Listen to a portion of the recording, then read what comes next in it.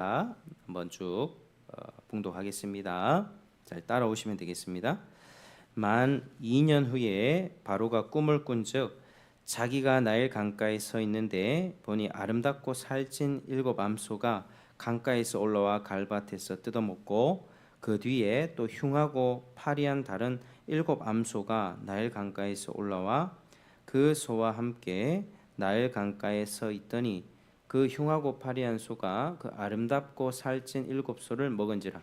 바로가 곧 깨었다가 다시 잠이 들어 꿈을 꾸니 한 줄기에 무성하고 충실한 7이삭이 나오고 그 후에 또 가늘고 동풍에 마른 7이삭이 나오더니 그 가는 7이삭이 무성하고 충실한 7이삭을 삼킨지라. 바로가 깬즉 꿈이라. 아침에 그의 마음이 번민하여 사람을 보내어 애굽의 점술가들과 현인들을 모두 불러 그들에게 그의 꿈을 말하였으나 그것을 바로에게 해석하는 자가 없었더라. 아멘. 자, 여러분 오늘은 창세기 41장 42장 내용을 우리 중심으로 한번 살펴보도록 하겠습니다. 자, 오늘 제목을 한번 따라하시겠습니다. 세상의 주인이신 하나님. 주인이신 하나님. 자, 우리가 지난 시간에 이제 요셉이 감옥에 갇히게 됐을 때 억울하게 감옥에 갇히게 되었죠. 이제 보디발의 아내의 유혹에 넘어가지 않자 이 아내가 모함해서 요셉을 감옥에 갇히게 해버렸습니다. 근데 그 감옥은 고위 관리들도 오는 그런 곳이었는데 그때 사람들을 잘 섬겼음을 우리가 보았습니다. 이게 요셉은 언제 이렇게 사람을 잘 섬기고 배울 수 있었는가?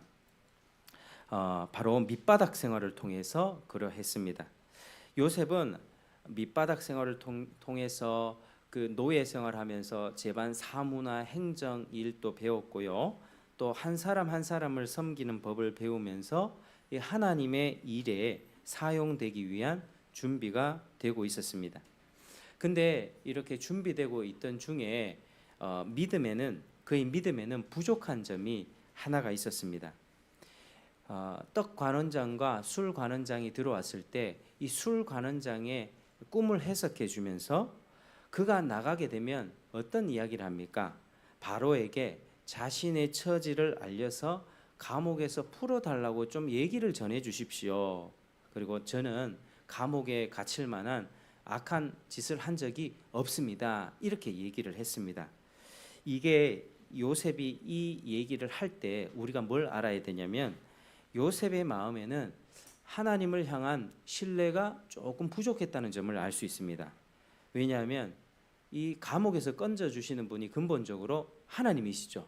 근데 이 요셉은 술 관원장을 통해서 바로에게 이 이야기를 해서 바로가 나를 좀 건져 주도록 해 주십시오. 그리고 저는 잘못한 게 없이 여기에 들어왔습니다. 자기의 무죄를 주장하죠. 자기의 결백함을 주장합니다. 이게 뭐 우리가 그냥 읽었을 때는 다 맞는 말이지만 하나님의 관점에서 봤을 때는 요셉이 전적으로 하나님을 의지하기를 바랬던 것입니다. 감옥에서 풀어주는 분은 바로가 아니라 하나님임을 깨닫길 원했던 것이고 자신이 무죄했지만 결백했지만 모함받아서 들어온 게 아니라 하나님의 어떤 거대한 뜻과 섭리가 있어서 하나님의 계획상 지금 요셉을 감옥에 갇히도록 섭리하셨다. 이것을 알기를 원했는데 요셉은 그 마음이 아직 조금 부족했다는 것입니다. 그래서 모든 것이 하나님의 주권하에서 돌아간다. 모든 것이 하나님의 섭리하에서 일이 되어진다는 것을 알기를 바랬지만 그러하지 못했을 때 술 관원장이 나가면서 어떻게 합니까? 그 말을 금세 잊어버립니다. 뭐 이게 나가자마자 잊어버린다는 게 말이 되지 않죠. 나가자마자 요셉이 했던 말을 잊어버리고 요셉은 그 길로 감옥에 2년을 더 갇히게 됩니다. 그러니까 하나님께서 요셉을 조금 더 연단시켰다는 것입니다. 하나님께서 요셉으로 하여금 하나님을 전적으로 믿고 신뢰할 수 있는 믿음을 가질 수 있게끔 2년 정도 더 지금 훈련시키셨다는 것입니다. 그래서 요셉은 좀 마음이 안타까웠겠지만 2년간 감옥에 더 있게 됐고 이제 연단을 다 마치고 드디어 이제 때가 왔습니다. 하나님이 요셉을 감옥에서 이제 불러내시는 것입니다. 자, 우리가 41장 1절을 보시면은 이제 만 2년 후 이렇게 얘기하죠. 술 관원장이 나간 후에 2년 후에 바로가 꿈을 꿨는데 이제 두 가지 꿈을 꾸었습니다. 각각 무슨 내용입니까? 이제 첫 번째는 아주 아름답고 살찐 암소 7마리가 이 강가에서 풀을 뜯어먹고 있는데 그 뒤에 흉측하고 메마른 암소 7마리가 이 나일 강가에서 나와서 앞에 살찐 암소 7마리를 잡아먹었다는 아주 괴상한 꿈입니다. 자, 두 번째 꿈은 비슷한데요. 한 줄기에서 무성하고 충실한 7이삭이 나왔는데 후에는 또 가늘고 이렇게 마른 7이삭이 나와서 앞에 풍성한 7이삭을 삼켜버렸다는 것입니다. 그래서 바로는 이 비슷한 어떤 두 가지의 꿈을 꾸고 나서 마음이 근심하기 시작합니다. 그래서 애굽의 모든 점치는 자들, 현인들, 지혜자들을 불러 모아서 그걸 해석해 보라고 했지만 아무도 해석을 할 수가 없는 것입니다. 근데 그때 바로가 어찌할 바를 몰라 이 꿈 때문에 근심하고 있던 차에 술 관원장이 나타나서 바로에게 이야기를 건넵니다. 바로 왕이시여, 과거에 바로께서 종들에게 노해서 감옥에 갇혔을 때에 저와 떡 관원장이 꿈을 꾸었던 적이 있습니다. 근데 그때 친위 대장의 종이었던 그 히브리 종이 있었는데 그 종이 저희들의 꿈을 해석해 주었고 그 꿈대로 저는 바로께 복직했고 떡 관원장은 죽임을 당했습니다. 이 말을 바로가 듣자마자 그 요셉을 불러냅니다.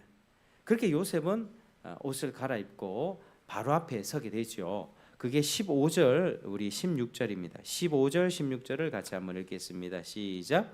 바로가 요셉에게 이르되 내가 한 꿈을 꾸었으나 그것을 해석하는 자가 없더니 들은즉 너는 꿈을 들으면 능히 푼다 하더라. 요셉이 바로에게 대답하여 이르되 내가 아니라 하나님께서 바로에게 편안한 대답을 하시리이다. 아멘. 자, 이 말씀 보면 이제 요셉이 바로에게 내가 아니라 하나님께서 다 풀어 주실 겁니다. 예? 하나님을 경외하면서 성실하고 정직하게 지내오면서 사람을 섬기는 법도 배우고 사람의 낯빛을 살피는 법도 배우고 모든 섬김의 과정을 통과한 이 요셉이 이제 하나님을 앞세우는 것을 볼 수 있죠. 제가 그걸 풀어드리겠습니다 이렇게 한 게 아니라 하나님이 그걸 능히 편안한 대답을 해 주실 것입니다. 하나님이 점점 앞서 나가는 것을 볼 수가 있습니다. 그래서 그걸 그대로 해석을 해줬던 것이죠. 자, 우리가 해석을 한번 같이 읽어보겠습니다. 우리 해석은요 25절에서 32절까지인데 같이 한번 읽겠습니다. 25절에서 32절까지 시작.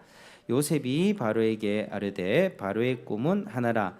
하나님이 그가 하실 일을 바로에게 보이심이니이다. 7 좋은 암소는 7회요 7 좋은 이삭도 7회니 그 꿈은 하나라. 그 후에 올라온 파리하고 흉한 7소는 7년이요 동풍에 말라 속이 빈 7 이삭도 7회 흉년이니 내가 바로에게 이르기를 하나님이 그가 하실 일을 바로에게 보이신다함이 이것이라. 온 애굽에 땅에 7회 큰 풍년이 있겠고 후에 7회 풍년이 들므로 애굽 땅에 있던 풍년을 다 잊어버리게 되고 이 땅이 그 기근으로 망하리니 후에 든 그 풍년이 너무 심함으로 이전 풍년을 이 땅에서 기억하지 못하게 되리라. 바로께서 꿈을 2번 겹쳐 꾸신 것은 하나님이 이 일을 정하였음이라. 하나님이 속히 행하시리니. 아멘. 자, 한마디로 이 7이라고 하는 숫자는 7년의 풍년이 먼저 오고 그리고 후에 7년의 흉년이 온다는 이 말씀입니다. 그리고 두 번째 7년 흉년은 너무나도 흉년이 심해서 앞에 7년의 풍년을 다 잊어버릴 정도로 아주 처참한 흉년이 올 것이다라고 얘기했던 것이고요.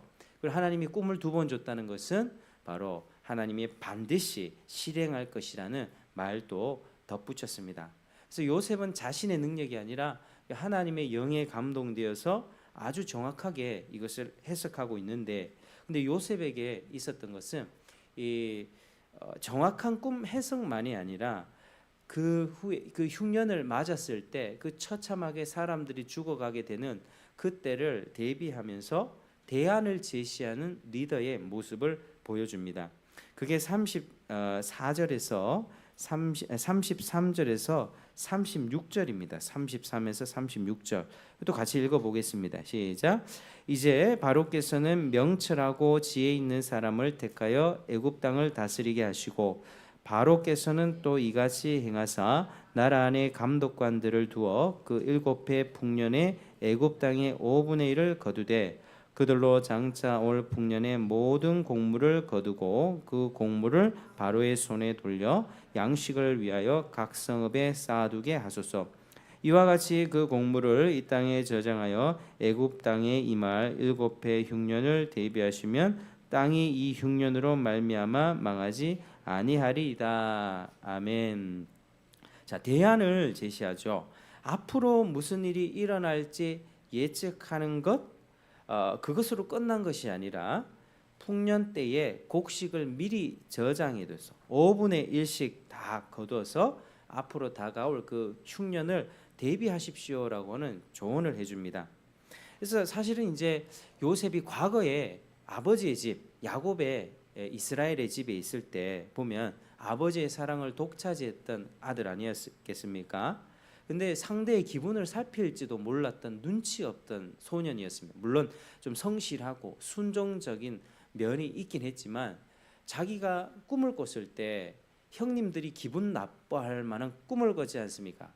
곡식단, 형들이 묶은 곡식단이 나한테 절을 하더이다. 그리고 해와 달과 11별이 저에게 절을 합디다. 뭐 이런 얘기를 하면 당연히 형님들과 아버지 어머니가 기분이 나쁠 것이라는 걸 알아야 되는데, 그걸 좀 눈치를 볼 줄 알아야 되는데 이 요셉은 그저 있는 것 고지 곧대로 얘기하는 그런 사람이었습니다. 그러니까 근데 지금 요셉이 어떻게 변했냐면 지금 13년의 세월이 지나간 후거든요.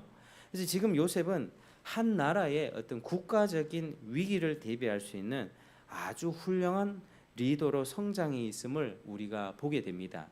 그러니까 앞으로 무슨 일이 일어날 겁니다. 예측만 하고 끝이 나는 게 아니라 거기에 그런 일이 닥쳐올 거니까 이런 일을 우리가 지금부터 준비해야만 합니다라고 하는 게 바로 훌륭한 리더의 모습이죠.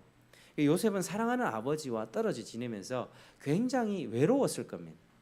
시편 105편에도 그의 혼이 아주 혼비백산했다라고 그렇게 고백하고 있는데요. 외로움과 고독감과 절망 때문에 그 노예 생활하면서도 참 힘이 들었겠고, 또 아버지의 사랑을 독차지하다가 이제 홀로 서야 되는 그 괴로운 생활 속에서 하나님이 함께 하셨고, 또 요셉 본인도 노예 생활과 감옥 생활을 통해서 연단을 많이 받은 거죠. 자기밖에 몰랐던, 남의 기분을 살피지 못하고 남의 눈치를 잘 보지 못했던 이 요셉은 이제 상대방의 눈치를 보면서 어젯밤 어떤 꿈을 꿨습니까? 당신의 얼굴이 왜 이렇게 근심이 많습니까? 사람을 챙길 수 있는 사람으로 또 바뀌었고, 바로 앞에 당당히 서서 모든 꿈을 해석해 주면서 앞으로 이 나라가 살기 위해서는 이러이러한 일을 준비해야 됩니다라고 하는 아주 그런 조언들을 해줄 수 있었다는 것입니다. 그래서 하나님이 요셉을 이제 다 준비시킨 거예요. 다 준비시키고 하나님의 구속사에서 요셉을 중요한 역할을 맡기시기 위해서, 본격적으로 맡기시기 위해서 이 바로 앞에 세운 것입니다. 여러분, 우리는 이제 창세기부터 계시록까지 전체적인 내용을 다 알고 이 부분을 살펴보기 때문에 이제 우리 전체적인 숲을 다 조망하면서 아담과 하와가 하나님 앞에 죄를 지었고 하나님이 구속의 역사를 시작했고, 그 구속의 역사 여인의 여자의 후손이 와서 뱀의 머리를 상하게 할 것이다. 그리고 그 여인의 후손이 누구에게서 오는가? 바로 아브라함의 후손에서 오죠. 아브라함, 이삭, 야곱의 후손에서 오고, 그리고 다윗 왕가에서 예수님이 와서 모든 민족에게 사탄의 권세, 죄와 사망의 권세를 무너뜨리는 하나님의 구속의 역사가 이루어지고 복음이 전파되고 교회가 세워져 갈 것이고, 결국에는 예수님이 다시 오시면 하나님 나라가 완성될 것이다 라고 하는 게 성경 전체의 구속사의 내용입니다. 이 구속사의 큰 흐름 중에 요셉이 맡은 역할이 뭐냐면 이스라엘 백성을 탄생시키고 그 이스라엘 백성을 보존하는 그런 역할들을 했습니다. 이스라엘 백성이 지금 애굽에 와서 이제 지내게 될 것이고, 또 그들이 400년간 지내면서 국가의 수준으로 번성하게 됩니다. 요셉이 그 역할을 하게 되는데, 하나님이 요셉을 그 일에 사용하기 위해서 13년간 이렇게 밑바닥 생활과 감옥 생활, 노예 생활을 통해서 요셉이 그만큼 변화되었다라고 하는 것입니다. 그러니까 이렇듯 하나님이 구속사 가운데 중요하게 사용하시는 사람은 연단도 큰 법입니다. 우리 주변에서도 뭐 옥하는 목사님이라든지 뭐 돌아가셨던 정필도 목사님이라든지 우리 귀한 믿음의 선배들을 보면, 돌아가신 분들 뭐 이런 분들 보면 다 연단이 컸습니다. 뭐 몸에 죽을 병을 지냈다든지, 뭐 가족이 엄청나게 가난했다든지, 뭐 먹고 살기 힘들었고, 북한의 뭐 공산주의의 지하에서 뭐 고통을 당했다든지, 뭐 이런 어려움들을 다 겪고 통과하고 와서 하나님이 그 사람을 만드셔서 그렇게 크게 사용했던 것을 우리가 볼 수 있습니다. 그래서 요셉도 아주 철없는 그런 소년이었지만 많은 고난과 연단을 통해서 이제 사람들의 생명을 살리는 자로 이렇게 서게 됐던 것이죠. 그래서 하나님 앞에 쓰임 받는 자는 고난도 큰 법이다. 우리가 이것을 하나 기억하고 가야 되겠습니다. 자, 그러면 이제 요셉이 이렇게 정확하게 해석을 해줬을 때 바로와 그 신하들의 반응이 어떠했겠습니까? 자, 37절에서 41절 한번 읽겠습니다. 37절에서 41절. 자, 시작. 바로와 그의 모든 신하가 이 일을 좋게 여긴지라. 바로가 그의 신하들에게 이르되 이와 같이 하나님의 영에 감동된 사람을 우리가 어찌 찾을 수 있으리요 하고 요셉에게 이르되 하나님이 이 모든 것을 내게 보이셨으니 너와 같이 명철하고 지혜 있는 자가 없도다. 너는 내 집을 다스리라. 내 백성이 다 내 명령에 복종하리니 내가 너보다 높은 것은 내 왕자뿐이니라.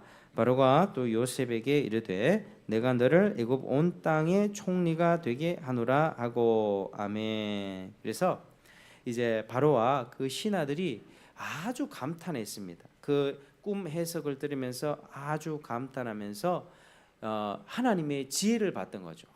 이처럼 하나님의 영에 감동된 사람을 우리가 어디서 볼 수 있겠나? 우리 애굽 땅의 전역에 있었던 점술가들과 현인들, 지혜자들을 불러 모아도 하지 못했던 그 일을 요셉이 해냈고, 요셉을 보니 하나님의 모든 명철과 지혜가 있는 것 같다 이러면서 그 자리에서 즉시로 국무총리의 자리를 하사했습니다. 그래서 그때부터 애굽 전역을 다스리게 됐던 것입니다. 그리고 그의 이름도 바꿔주었습니다. 그 이름을 뭐라 바꿨습니까? 45절에 보면 사브낫 바네아라고 이렇게 이름을 바꿔주었고요. 또 결혼도 시켜줬는데요. 온의 제사장 보디베라의 딸 아스낫을 줘서 그렇게 결혼까지 하게 됐습니다. 그러니까 사브낫 바네아라는 뜻은 뭐냐면요, 뭐 생명의 풍성함, 비밀의 계시자, 세상의 구주, 뭐 이런 뜻입니다. 그러니까 바로가 이 요셉의 이름을 애굽식으로 바꿔주면서 너에게는 풍성한 생명이 있는 사람이야. 너는 꿈을 풀 수 있는 비밀의 계시자야. 세상을 구원할 그런 역할을 하게 되는 사람이야 라고 하는 의미를 담아서 사브낫 바네아라는 이름을 바꿔줬다는 거죠. 그리고 당시에 그 온의 제사장, 이제 뭐 태양을 섬겼던 그 제사장 보디베라의 딸 아스낫을 그에게 주었다. 그러니까 이름도 바꾸고 이방 그 애굽의 여인과 결혼을 하게 되는 일이 있었는데 이제 민족 동화 정책의 일환으로 볼 수 있죠. 우리나라 일본 식민지하에서 이름을 다 바꿔버렸지 않습니까? 한국말 쓰지 못하도록 하고 그렇게 했지 않습니까? 히브리 청년이었던 요셉에게 너무 감동한 나머지 이름도 바꾸고 그 땅의 제사장의 딸을 아내로 주면서 바로가 아예 요셉을 자기 사람으로 완전히 삼았다고 하는 것입니다. 그래서 요셉을 자신의 오른팔 2인자로 두면서 모든 일들을 맡기고 이 요셉으로 하여금 이 나라를 잘 다스릴 수 있게끔 그렇게 정책을 취했다라고 하는 사실입니다. 그래서 애굽에는 요셉이 했던 해석대로 7년간 이제 풍년을 맞았을 때 곡식을 심히 많이 쌓아두게 되었습니다.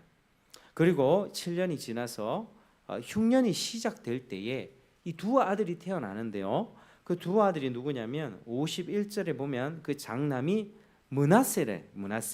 자, 52절에는 그 둘째 아들은 누구죠? 에브라임입니다. 에브라임. 자, 므낫세와 에브라임인데, 자, 므낫세의 뜻은 뭐냐? 하나님이 모든 고난을 잊게 하셨다 이런 뜻입니다. 그래 에브라임은 하나님이 나를 번성케 하셨다 이런 뜻입니다. 그러니까 이 둘의 이름을 봤을 때 하나님을 향한 믿음과 신앙 고백이 담겨 있습니다. 우리가 지금 바로 앞에 선 요셉의 모습을 보면 하나님이 자신의 삶의 주어가 된 것을 우리가 볼 수 있습니다. 이전에는 감옥에 있을 때만 해도, 물론 감옥에 있을 때도 요셉은 많이 성숙하고 어느 정도 훈련을 받았습니다. 근데 어떻게 얘기를 했습니까? 바로에게 얘기해서 나를 좀 건져주십시오. 아니, 하나님께 기도해야 되잖아요. 그리고 나는 억울하게 갇혔습니다. 나는 잘못한 일이 없습니다. 이렇게 얘기하는 것이 하나님 앞에 합당치 않았는데 요셉은 자기 의로움을 갖고 있었습니다. 나는 이렇게 감옥에 갇힐 만한 나쁜 짓은 하지 않은 사람이야. 자기 의가 있었단 말이죠. 그런데 지금 이제 2년이 지난 후에 바로 앞에 섰을 때 보니까 모든 것이 하나님이 앞섭니다. 하나님이 당신의 꿈을 해석해 줄 것입니다. 하나님이 나의 고난을 잊게 하셨고 하나님이 나를 이 수고한 땅에서 번성하게 해주셨습니다. 그러니까 모든 삶의 고백이 하나님이 앞서 있는 것을 볼 수가 있습니다. 여러분, 우리가 신앙이 성장한다는 것이, 성숙한다는 것이 뭐냐면요, 뭐 기도를 몇 시간씩 하고 말씀을 하루에 30장씩 40장씩 읽고 이게 아니라요. 물론 기도를 오래 하고 말씀을 많이 봐야 되는 우리의 또 의무가 있습니다. 그래야지 은혜를 받을 수 있으니까요. 그러나 그런 어떤 종교적인 겉으로 보여지는 행위 이전에 내 삶 가운데 하나님이 과연 앞서 나가고 있는가? 내가 어려운 일을 당했을 때 요셉처럼 억울하게 감옥에 갇힌, 여러분 억울하게 감옥 갇히는 일이 있을 수도 있잖아요. 그렇죠? 만약 세상에서 뭐 어떤 사건 사고가 터졌는데 보면 돈 있고 백 있는 사람은 돈으로 금방 건져냅니다. 돈 없고 백도 없는 사람은 빵 하나 훔친 것 가지고 10개월 살기도 하고 그럽니다. 그게 우리의 현실 아니겠습니까? 우리가 억울하게 무슨 일을 당했을 때 하나님을 생각합니까? 아니면 자신이 앞서서 가만두지 않겠다. 나를 이렇게 만든 저 사람에게 내가 복수하겠다. 나를 이렇게 몰아온 이 상황, 이 사회, 이 국가를 향해서 막 분노하면서 사람들이 그렇게 살지 않습니까? 묻지마, 살인도 하면서 그런 식으로 우리가 밖에 보면 그런 사건들이 많이 터져 있는데, 신앙인이 믿음을 가지고 성숙한다는 것은 내가 원하지 않았지만 내가 생각했을 때 우리 부모는 죄악이야, 우리 부모는 내게 좋은 것을 해준 것이 없어, 나를 버렸어 라고 한다 할지라도 그 부모도 하나님이 허락해 주셨고 그 상황이 하나님이 허락해 주셨고 그 가운데 하나님이 함께 해주심으로써 하나님이 나의 모든 고난을 잊게 해주시고 하나님이 나를 번성케 해주셨다라고 하는 그런 고백이 나올 때 그 사람의 믿음이 성숙했다라고 할 수 있는 것입니다. 하나님은 요셉으로 하여금 완전히 하나님이 그의 삶의 주인이 되도록, 완전히 하나님을 신뢰하도록 하나님이 그렇게 이끄신 것입니다. 왜냐하면 그런 마음이 남아 있었다 해보십시오. 형들에 대한 형들이 나를 팔아버려 가지고 내가 지금 노예 생활하고 있는 거야. 원한이 남아 있다 생각해 보십시오. 또 보디발의 아내에 대한 자신을 유혹하려 했지만 실패함으로써 자신을 모함했던 보디발의 아내에 대해서 막 앙심을 품고 있었다고 생각해 보십시오. 그러면 지금 국무총리가 됐을 때 어떻게 하겠습니까? 당장 그 형들을 데리고 와가지고 감옥에 넣든지 보디발의 아내를 소환해가지고 재판을 벌여가지고 뭐 어떻게 처벌을 하든지 그렇게 했지 않겠습니까? 그러니까 하나님의 사람들은요, 하나님의 연단을 다 받고 나면 이제 세상과 나는 간곳 없고 구속한 주만 보게 되는, 나는 사라지고 하나님이 앞서게 되고, 내가 아무리 억울한 일을 당한다 할지라도 하나님이 아시죠. 하나님이 이 모든 상황과 이 모든 일을 해결해 줄 수 있습니다라고 겸손하게 기도하는 사람이 되는 것입니다. 또 하나의 경우가 있습니다. 우리 한나의 경우, 한나가 이제 엘가나의 그 정부였고 첩이 또 브닌나가 있었지 않습니까?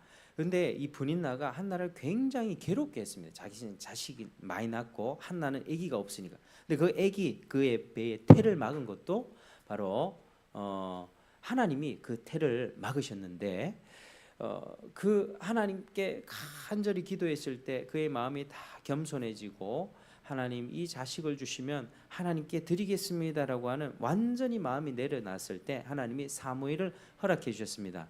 근데 사무엘 아들을 얻었을 때 보통 사람 같았으면은 마음에 브닌나를 향한 앙심과 복수심이 남아 있었더라면 어떻게 했겠습니까? 사무엘을 딱 낳는 순간 브닌나에게 그대로 갚아줬지 않겠습니까? 마음이 남아 있었다. 근데 그런 행위는 전혀 없었고요. 하나님 앞에 이 사무엘을 그저 올려드리고 하나님 당신의 일에 이 아이를 사용해 주십시오라고 완전히 다 바쳐버렸습니다. 하나님이 거저 주신 이 아들 하나님 것입니다. 이런 고백이 있었다라고 하는 것이죠. 그래서 혹독한 고난을 겪은 사람은 하나님이 앞서게 됩니다. 고난이 없는 사람은 또 하나님이 앞서지 않고 늘 자기를 보게 되고 상황을 보게 되고, 네가 나한테 상처 줬지, 네가 어떻게 나한테 이럴 수 있어, 부모님이 어떻게 나한테 이렇게 하지, 이 사회가 어떻게, 계속 남탓만 합니다. 그게 죄인의 전형적인 본성이죠. 아담과 하와가 죄를 지었을 때 아담아 네가 어디 있느냐, 하나님 저 여자가 줘서 내가 죄를 지었습니다. 하와는 어떻게 얘기합니까? 뱀이 저를 꼬셨습니다. 자꾸 남탓하지 않습니까? 그것은 이제 죄악된 본성입니다. 그 가운데 하나님의 사람은 고난을 받고 연단을 받으면서 하나님이 더욱 앞서가게 되는 것이죠. 그래서 하나님은 신자에게 고난을 필수로 주십니다. 한번 따라하시겠습니다. 하나님은 신자에게 고난을 필수로 주십니다. 시작. 하나님은 신자에게 고난을 필수로 주십니다. 왜요? 하나님이 사람 괴롭히는 걸 좋아하셨어요? 아니죠. 우리로 하여금 하나님만 신뢰하게끔 하기 위해서 고난을 주시는 것입니다. 그렇게 요셉은 모든 인격과 성품과 믿음을 갖춘 채 국무총리로서 활약을 하게 되고요. 이제 주변의 많은 나라들은 이제 7년 흉년에 이제 접어들기 시작했습니다. 애굽에는 곡식을 많이 저장해 두어서 풍성하게 먹을 것이 있는데 이제 많은 나라들이 흉년을 겪게 됐고, 이제 가나안 땅에 있었던 이제 야곱의 집안 형편도 마찬가지였습니다. 자, 그게 42장인데 우리 42장 우리 1절 한번 1, 2절 한번 읽어 보겠습니다. 자, 1, 2절. 자, 시작. 그때에 야곱이 애굽에 곡식이 있음을 보고 아들들에게 이르되 너희는 어찌하여 서로 바라보고만 있느냐. 야곱이 또 이르되 내가 들은즉 저 애굽에 곡식이 있다 하니 너희는 그리로 가서 거기서 우리를 위하여 사오라. 그러면 우리가 살고 죽지 아니하리라. 아멘. 아멘. 자, 이렇게 야곱은 어찌하여 이렇게 있느냐, 지금 흉년이고 먹을 게 없으니 애굽에 가서 곡식을 좀 사오느라. 그렇게 요셉의 형 10명은 곡식을 구하러 애굽으로 내려갔습니다. 물론 막내 베냐민은 그대로 두고 갔습니다. 그때 요셉은 총리로서 모든 사람들에게 이 곡식을 팔고 있었는데 그때 요셉의 형들이 요셉에게 요셉에게 와서 땅에 엎드리고 절을 합니다. 자, 우리가 6절 한번 읽어보겠습니다. 6절 42장 6절 한번. 자, 시작. 때에 요셉이 나라의 총리로서 그 땅 모든 백성에게 곡식을 팔더니 요셉의 형들이 와서 그 앞에서 땅에 엎드려 절하매. 자, 그게 하나님의 그 뜻이 이루어지는 거죠. 요셉에게 그 철없던 그 소년 요셉에게 두 번의 꿈을 주셨는데 그 꿈대로 형들이 요셉에게 절을 하는 그 일이 완전히 성취가 되고 있습니다. 근데 요셉의 형들은 요셉을 알아보지 못했습니다. 뭐 외모라든지 뭐 옷차림 뭐 이런 것들을 보면서 당연히 알아채지 못했죠. 세월도 지금 13년보다 더 흘렀던 세월입니다. 바로 앞에 섰을 때가 13년 흘렀을 때고 지금 7년의 풍년이 지났고 또 흉년이 한 2년 정도 지나고 있는 때이기 때문에 뭐 20몇 년이 흘렀던 시간이기 때문에 알아채지 못합니다. 근데 요셉은 자기의 정체를 드러내지 않은 채 그들을 이제 모함하기 시작합니다. 자, 9절 한번 읽겠습니다. 9절. 자, 9절 시작. 요셉이 그들에게 대하여 꿈꿈을 생각하고 그들에게 이르되 너희는 정탐꾼이라 이 나라의 틈을 엿보려고 왔느니라. 아멘. 요셉은 형들이 절을 할 때 자기가 전에 꿨던 꿈을 생각을 합니다. 그리고 하나님의 오묘한 섭리를 깨달았습니다. 자기가 바로의 꿈을 해석해 주면서 그 꿈대로 성취되는 것을 지금 보고 있죠. 그리고 형들이 자기 앞에서 절을 하는 걸 보면서 하나님이 이렇게 이루셨구나, 이걸 일단은 요셉은 알게 되었습니다.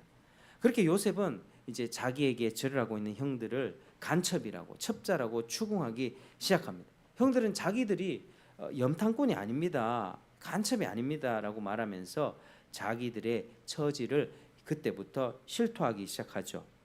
13절, 우리 13절 한번 보시겠습니다. 자, 13절 시작. 그들이 이르되 당신의 종 우리들은 12형제로서 가나안 땅 한 사람의 아들들이라 막내 아들은 오늘 아버지와 함께 있고 또 하나는 없어졌나이다. 아멘. 자, 이렇게 자신의 가족 이야기를 할 수밖에 없었습니다. 자꾸 추궁하니까요.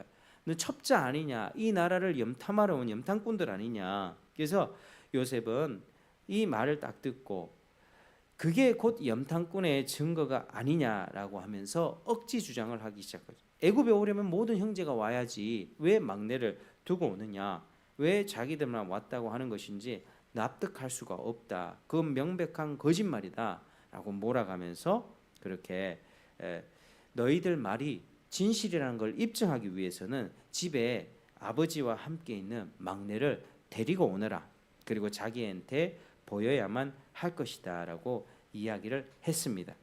그리고 사흘 동안 형들을 감옥에 가두고 한 사람만 가서 동생을 데려오도록 그렇게 요구했던 것이죠. 근데 이제 사흘이 지나면서 요셉은 마음을 바꿉니다. 한 사람이 가는 게 아니라 한 사람만 갇혀 있고 나머지가 가서 막내 동생을 데려오너라, 이렇게. 그러면 내가 그 동생을 보고 그 너희들의 혐의를 풀어줄 것이다라고 이야기를 했던 것입니다. 자, 요셉의 형들은 이제 전혀 예기치 못하게 심각한 공경에 빠지기 시작했습니다. 양식을 구하러 왔을 따름인데 억울한 누명을 쓰게 되었죠.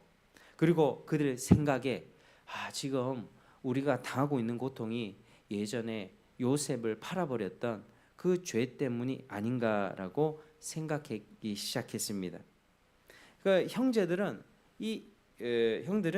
애굽의 총리가 이제 요셉 앞에서 있는 그 자리에서 옛날 요셉에게 행했던 그 잘못된 행동에 대해서 뉘우치는 그런 대화를 하기 시작합니다. 자, 21절에서 22절 같이 읽겠습니다. 21절, 22절 시작. 그들이 서로 말하되 우리가 아우의 일로 말미암아 범죄하였도다. 그가 우리에게 액을 할 때에 그 마음의 괴로움을 보고도 듣지 아니하였으므로 이 괴로움이 우리에게 임하도다. 르우벤이 그들에게 대답하여 이르되 내가 너희에게 그 아이에 대하여 죄를 짓지 말라고 하지 아니하였더냐. 그래도 너희가 듣지 아니하였느니라. 그러므로 그 핏값을 치르게 되었도다 하니. 아멘. 자, 요셉의 형들은요, 자기들이 심한 이 공경에 처하고 난 다음에 이제 후회를 하고 있습니다. 예전에 요셉이 그렇게 살려달라고 애걸할 때 우리가 그 괴로움을 보고 그냥 지나치지 않았냐. 그 죄가 생각나서 지금 뉘우치는 마음으로 형들끼리 이렇게 이야기를 하고 있습니다. 사람들이 이래 보면요, 자기가 죄를 지어놓고 그 죄를 덮어두고 지나면 살 때 언제 죄를 깨닫게 됩니까? 자기가 비슷한 어려움에 처할 때 그 죄가 생각나게 됩니다. 그러니까 하나님이 참 그렇습니다. 일을 하실 때에는 우리의 죄가 폭로가 될 때는요, 그와 비슷한 상황을 내가 겪게 하면서, 이 야곱이 사람을 잘 속였던 사람이잖아요. 형님도 속이고 아버지를 속이고, 근데 자기가 외삼촌 라반의 집에 있으면서 계속 속임을 당했거든요.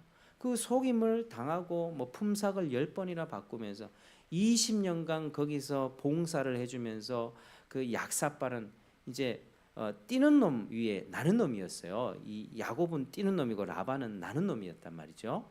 그래서 이 라반 밑에서 있으면서 내가 그때 형님을 속였던 게, 아버지를 속였던 게 이런 기분이었겠구나, 그걸 느꼈다는 거죠. 그러니까 사람이 항상 그렇습니다. 자기 죄를 지을 때는 잘 모릅니다. 어리석습니다.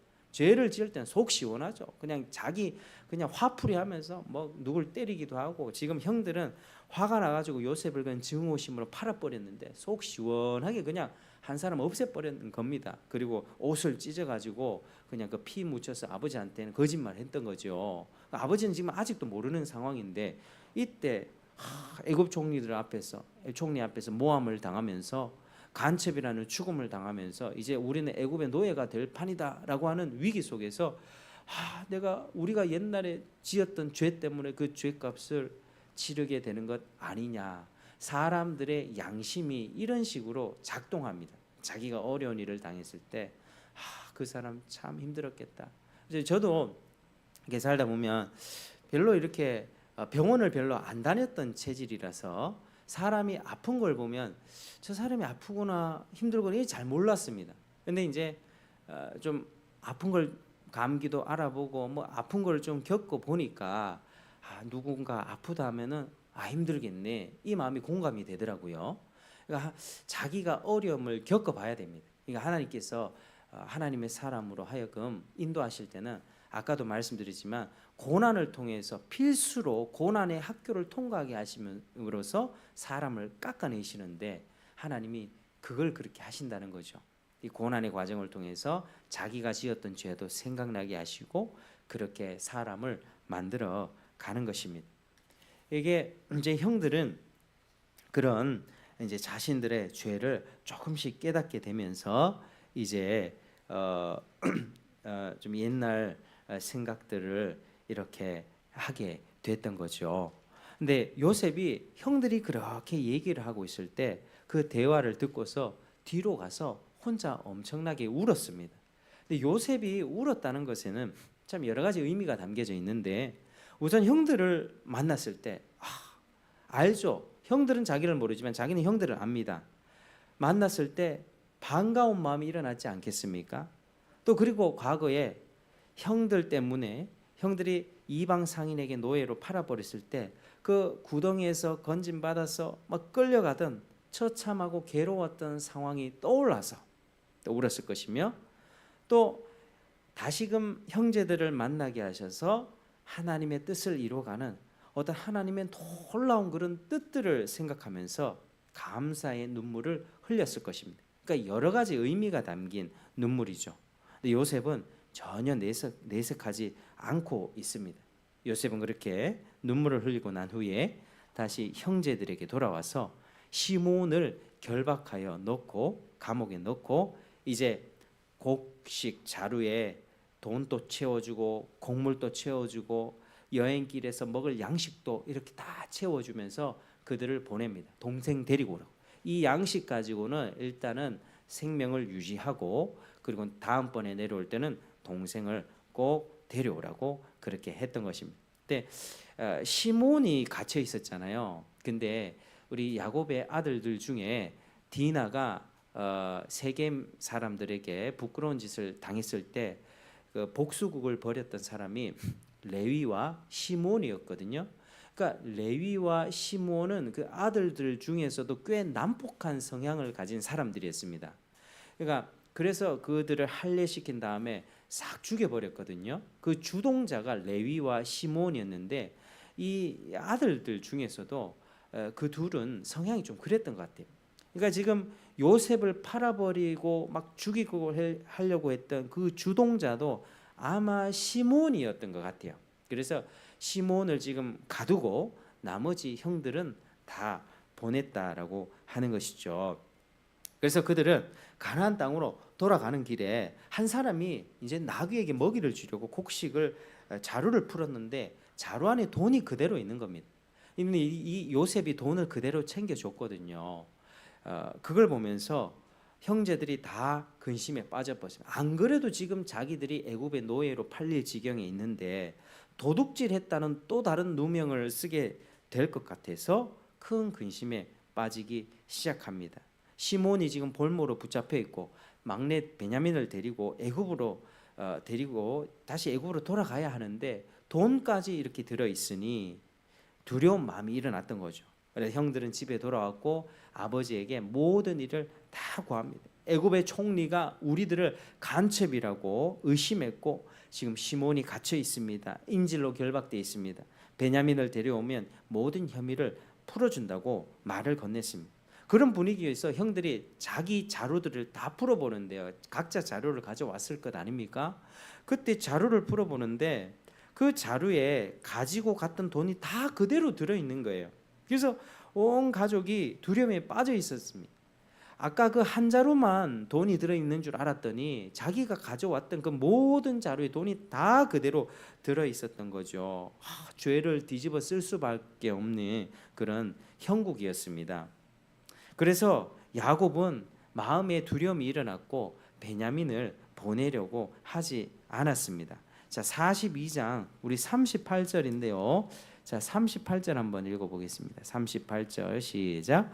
야곱이 이르되 내 아들은 너희와 함께 내려가지 못하리니 그의 형은 죽고 그만 남았음이라.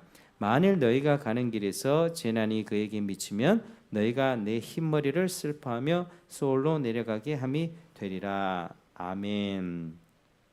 자, 이제 아들은 이 베냐민은 너희와 함께 가지 못할 거다 이렇게 얘기합니다. 야곱의 판단에는 이 베냐민을 애굽에 보낸다고 해도 이 총리가 시몬을 순순히 풀어줄 것이라고 믿을 수가 없었고 베냐민마저 궁지에 빠질 우려가 있을 것으로 생각했습니다.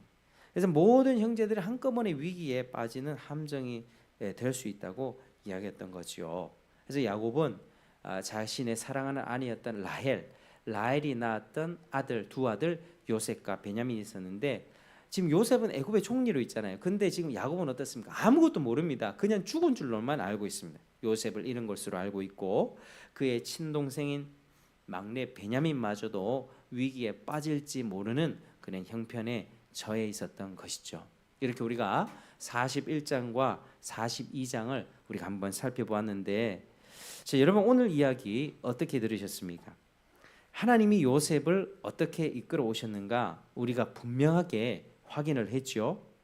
하나님은 요셉을 통해서 하실 일이 있습니다.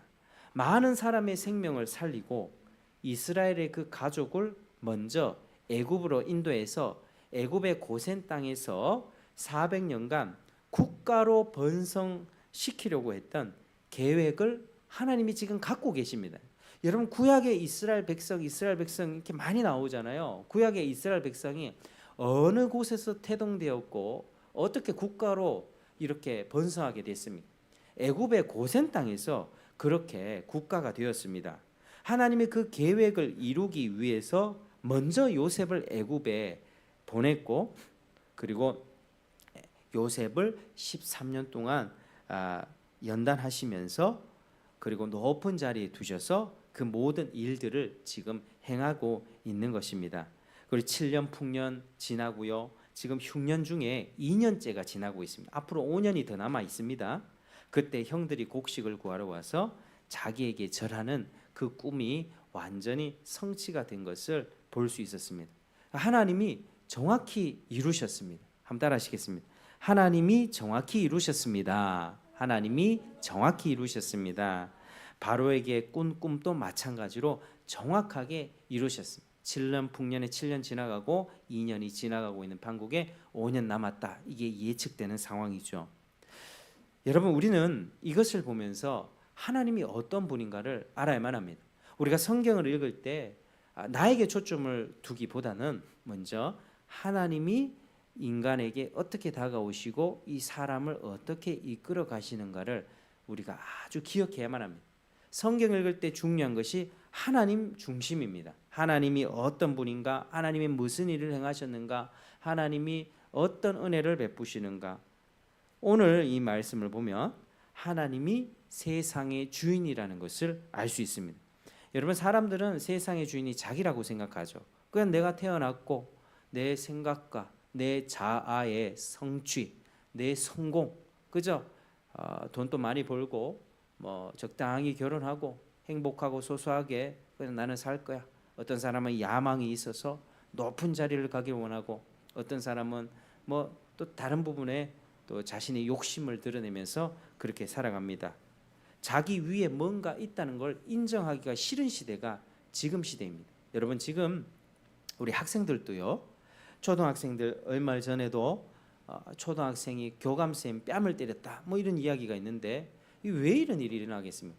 자기 위에 무서운 게 없는 거죠. 집에서는 아이들은 자기 위에 부모가 있고 부모 위에 또 뭐 하나님이 있고 이런 질서를, 창조의 질서를 알면서 자기 욕심도 꺾을 줄 알아야 되고 자기의 생각도 고집도 내려놓을 줄 알아야 되는데, 자기가 왕으로 생각하는 시대를 살고 있습니다. 자식을 왕으로 고집을 꺾어야 되는데 길을 살려줘야 됩니다. 길을 살려줘야 된다 하고 무조건 칭찬해야 된다. 아니면 무조건 칭찬 아니고 잘했을 땐 칭찬하지만 못했을 때는 따끔하게 회초리로 돼야죠. 그러면서 그걸 꺾어야지 이 아이가 질서를 알죠. 아, 내 위에 부모님이 무서운 분이구나. 엄마가 무섭고 엄마보다 아버지가 더 무서운 분이구나. 학교 가면 선생님이 무섭고 교감 선생님이 저분 앞에서는 내가 고개를 수그려야 되고 이걸 배워야 되는데, 그걸 배우지 못하는 시대가 되다 보니 다들 뭐 요즘에 뭐 사회가 힘들어지지 않습니까?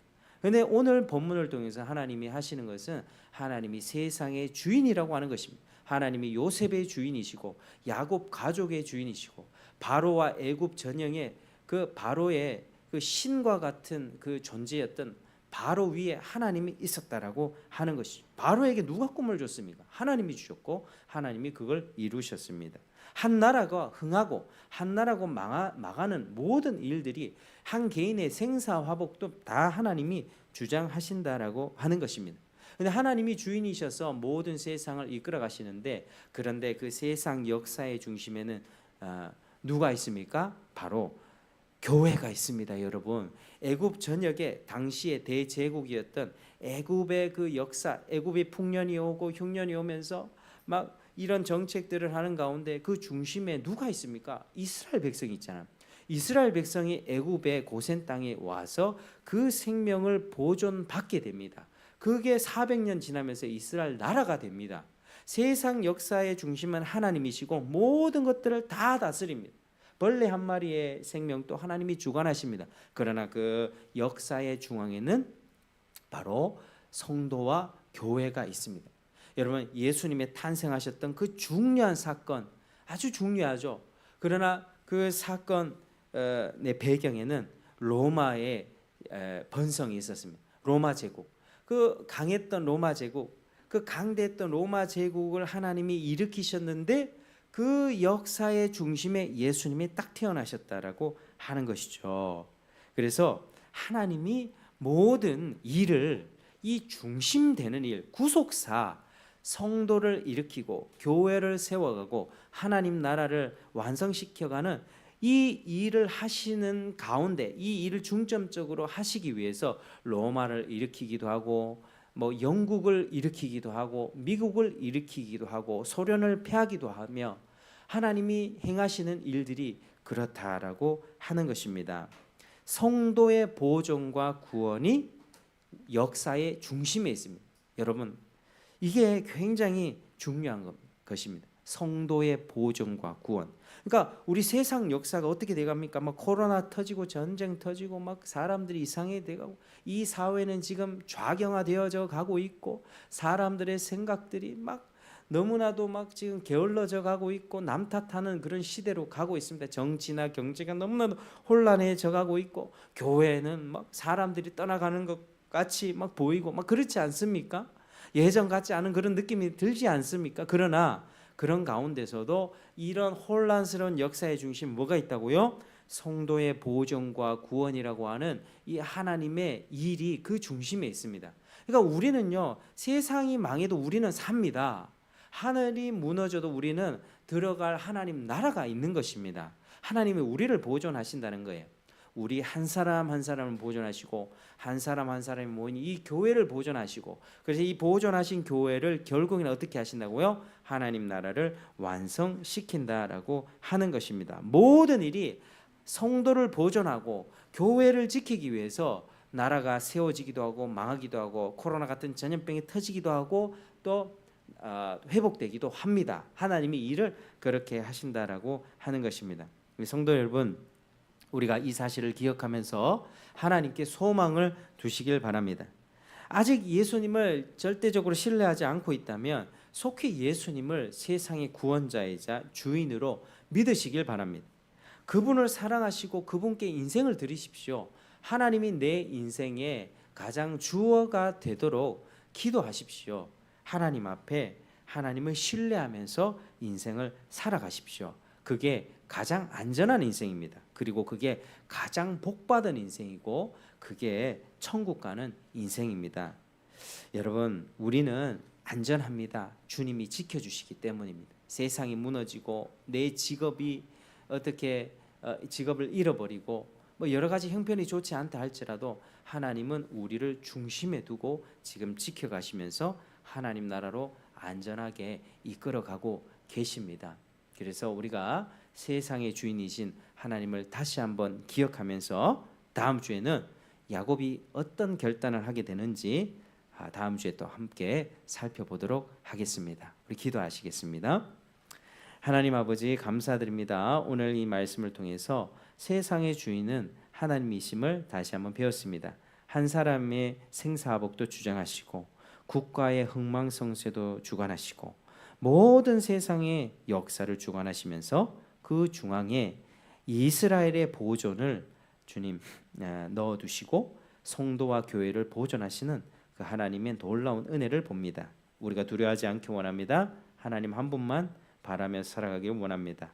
우리 가운데 믿음을 더하여 주시옵소서. 하나님만 신뢰하도록 은혜를 베풀어 주옵소서. 예수님 이름으로 기도드립니다.